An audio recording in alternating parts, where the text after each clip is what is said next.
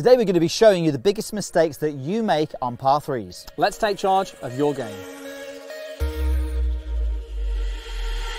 In today's video, we're going to be sharing the biggest mistakes that you guys make on par threes, and we're going to show you how to dominate them. Absolutely. Hi, we're your coaches, Piers and Andy, and welcome to the channel. If this is the first time you've seen us, and if you want to see more videos like this, don't forget to hit that subscribe button and hit that notification bell to see more videos like this. And if you do like this video, then give us a thumbs up, hit that like button. Right, let's share with you the mistakes then. Look, Piers, if the professionals struggle with these, which they do, yes. Statistically, this is the hardest hole for them on the golf course, isn't it? It is. So look, on the PGA Tour, par threes rank at over par. So I think it's like 3.1 or 3.2 last time we looked on the par threes, whereas par fives, they're just over 4. So you can see obviously a shot under par on par fives, but you know, over par on average on par threes. So look, if those guys are struggling with it, then us mere mortals 100% will be. Definitely. So this is something that we see a lot of golfers make these mistakes, and if we can share them with you, you'll maybe be able to identify some issues and then hopefully correct them. So let's get into the mistakes then. Well, I think the first thing I will say about it is that the par threes are generally the most guarded, aren't they? Yeah. Maybe the smallest greens, they have bunkers around them, hazards around them, and you know, nasty architects like to make these holes harder because they think because we're on a tee peg it makes it easier. Exactly. So we get suckered into it, really. Yes. Okay, so let's go through the mistakes. So mistake number 1. Club selection. Now guys tend to get the club selection wrong because they generally go at their best hit. They go, well, I've hit my 7-iron once 160 yards and they go on that based on the par threes, and they often end up short in these lovely bunkers that are ready to collect your golf ball. So underestimating the club, yes, often ending up short, is a killer. It is indeed. The second thing, Piers, flag hunting. Flag hunting, yes. They tend to go for the flags, don't they? They zap the flag. It doesn't matter where it is on the green, but they go, right, I'm going to hit it towards the flag. Now the problem is, it doesn't really give them any margin for error, because if they then miss it, if the flag's tight right like it is here, if they miss it short right, they're in trouble. Yeah. And if it's guarded by water or whatever it is, thick rough, it just makes the mistakes a lot more punished. And that definitely leads into the next mistake, which is actually not understanding where the trouble is. So for instance, we'll talk about this one in a moment, but if you go for this flag, there is danger very close to it. So if you don't actually take into account where the danger is in the hole and have a shot to avoid that, then that can be a problem as well. Exactly, yeah. Figure out where your miss is. That's the key thing. The next thing is golfers underestimate elevation and wind. So when there's a bit of breeze around, they don't really understand how much it affects the golf ball, and often just underestimate it when there's a breeze like today. Yes. Into, they probably don't take enough club, or even a crosswind, they don't allow for it enough. And also elevation, whether you're uphill or downhill, we tend to get that wrong as well. Now also, just quickly, sorry, you had a conversation with your father the other day about uphill and downhill, and he didn't even think that was a problem. He didn't. He so thought there'll be a lot of people watching this. Yeah, there were a lot of people watching this who won't actually know that. Exactly, yeah. Also tee height. We see golfers tee the golf ball up on a par 3 and they have it too high. Now the problem is when it's too high, it hits the top part of the face and loses ball speed. Now if you're hitting lots of golf shots off a fairway and then all of a sudden you tee it up really high because you think it's a nice lie, then you're not going to really get that solid hit, and you're going to lose some speed, so that you're going to end up short. That's the shot that sounds clunky when you hit it. It goes pretty straight because it doesn't spin to the side so much, but it's clunky when you hit it and you think it's okay, and then, oh, it's short, it's in the bunker. Yeah, exactly. The next one is shot pattern. So think about this. If you're on the driving range and you're hitting golf balls to a target, let's say you hit 10 balls to a target, and those 10 golf balls, you drew a circle around those 10 golf balls. Now, where would the middle of that circle be? Would it be more to the right? Would it be more to the left?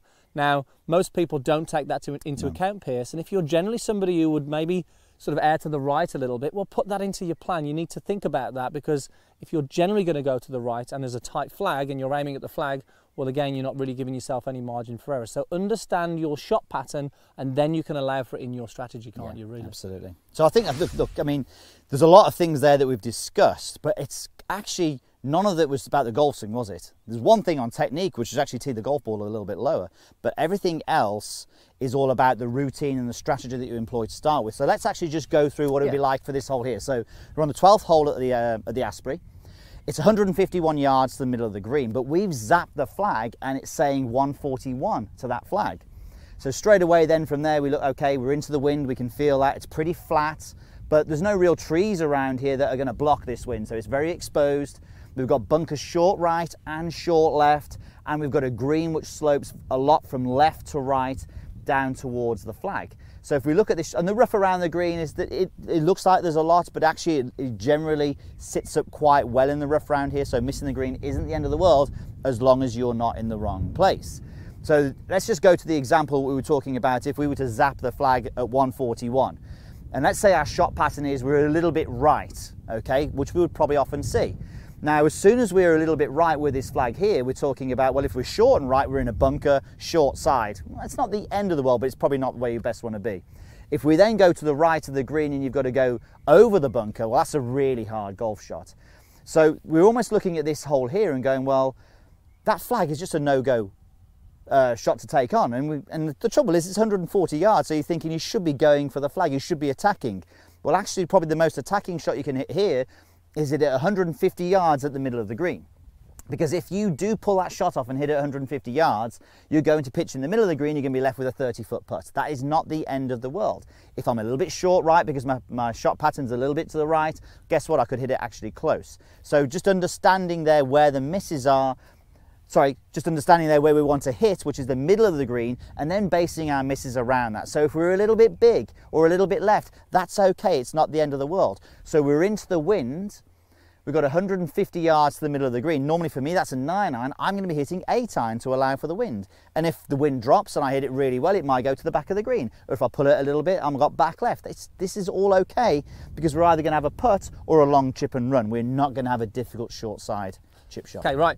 So we talked that a lot there. We sort of talked it up and hopefully give you guys an understanding of what to do. Look, that is so important, that those mistakes, that the things we see all the time, if you can apply what we've just talked about there, you will definitely come off with lower scores. So Piers is going to put his plan into action now. I want to see this, Piers, exactly where you said, 150, okay, middle 150, of the green. Middle of the green. So I'm aiming at the tree at the back there. One thing to bear in mind as well, the wind is changeable. So just keep an eye on that. It feels okay at the moment, but as soon as you feel it go up again, just get a 7-iron out, go for one more. My shot pattern as well, if anything, is a little bit to the left. So when I'm addressing this one, it may look like I'm aiming quite close to that flag, but I'm allowing for my shot pattern a little bit, but I'm still, in my mind, aiming that shot pattern at the middle of the green. Okay, come on, there's a big area there then, Piers, towards the middle of the green. Okay, it sounds like we've done a really good game plan. It'd be a shame to hit a bad shot here, wouldn't it? You know what? This is interesting now. Just me saying that, the wind really does feel like it's picking up a little bit more. So I am actually going to go for 7-iron. Okay, good selection there. There's no point in me being short here. Which clubs? You're going to have to try and get different putter covers or something, because we never always hitting the same clubs. Yours has got your name on, Piers. Oh yeah, good point. Okay, so yeah, 7-iron. Definitely feel there's more wind into now. I like that. He's not afraid then of sort of, he's changed his mind. He's taking the short out of it. He's going for a 7-iron to be safe here. Like I say, big is okay because it's away from the danger. No ego in this either. When I'm in the clubhouse later and I'm saying, oh, I hit 7-iron to the 12th, and I'm not worried about that. Beautiful. Okay, that's nice.